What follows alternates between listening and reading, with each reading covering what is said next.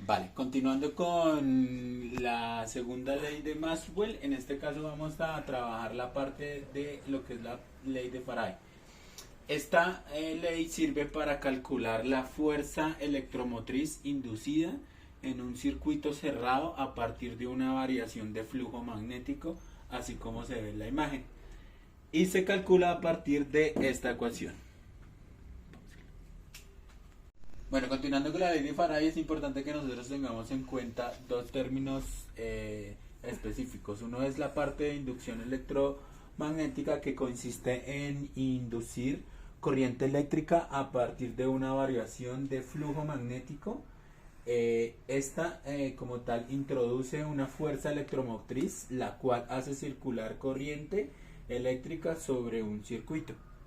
El otro término que tenemos que tener en cuenta es la parte de flujo magnético, que se representa de esta manera, y es el número de líneas de campo magnético que atraviesan una superficie A. En este caso vemos el ejemplo de lo que es el flujo magnético. Una superficie A, el número de líneas de campo magnético y estas que atraviesan. Ahora, para calcular el flujo magnético se representa con estas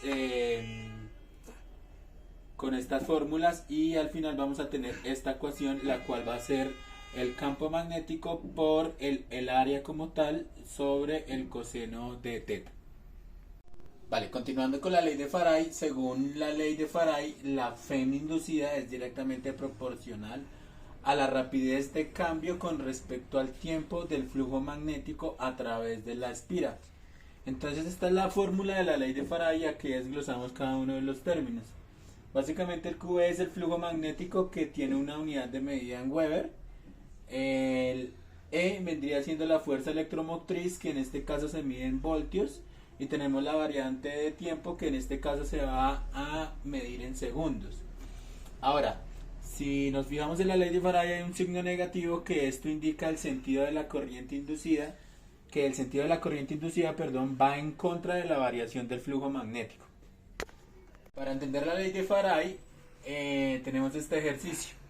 Una varilla conductora se desliza sin rozamiento a lo largo de dos alambres paralelos separados a una distancia de 5 centímetros, que cierran un circuito a través de una resistencia de 15 ohms. Este circuito se encuentra inmerso en un campo magnético uniforme. Inicialmente, la varilla se encuentra a una distancia de 10 centímetros de la resistencia. Calcular para el instante t 2 segundos. En este caso vamos a ver el campo magnético es constante e igual a 20 miniteslas, y la varilla se desplaza a la derecha con una velocidad de 4 metros por segundo. En el caso B, el campo magnético es constante e igual a 20 miniteslas. La varilla se mueve partiendo del reposo y se desplaza hacia la derecha con una aceleración de 2 metros por segundo. Bueno, teniendo en cuenta el ejercicio, vamos a desarrollar la parte A del ejercicio. En este caso tendríamos el circuito, que aquí en el circuito tendríamos la distancia, la altura, que todos estos datos ya nos los están dando acá. Tenemos la resistencia y tenemos la varilla, que va a variar en tiempo de 2 segundos.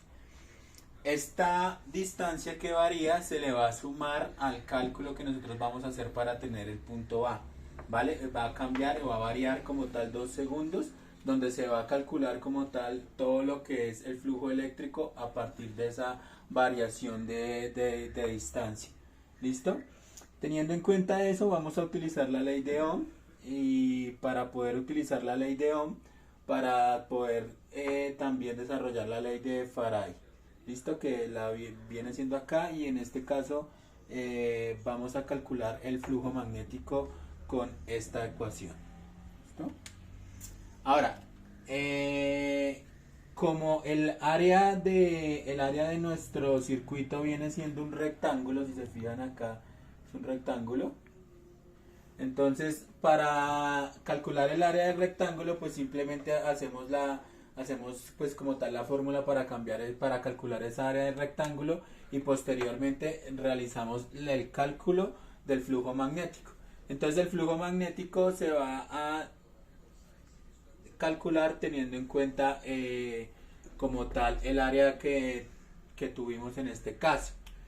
Teniendo en cuenta eso, el flujo magnético lo tendríamos por allá, que en este caso sería por 20 por 10 a la menos 3, y lo vamos a multiplicar por el área del circuito, que en este caso vendría siendo ¿listo?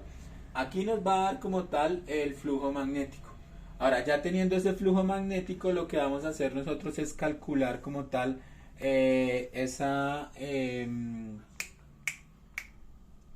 vamos a calcular en este caso. Teniendo en cuenta la ley de Faraday para calcular la fuerza inducida, entonces acá vamos a tener en cuenta esto. Como estos son dos derivadas, entonces vamos a empezar a derivar con respecto a lo que es la fórmula. Esta derivada viene siendo una derivada de una constante, por lo que tiende a ser 1, ¿sí?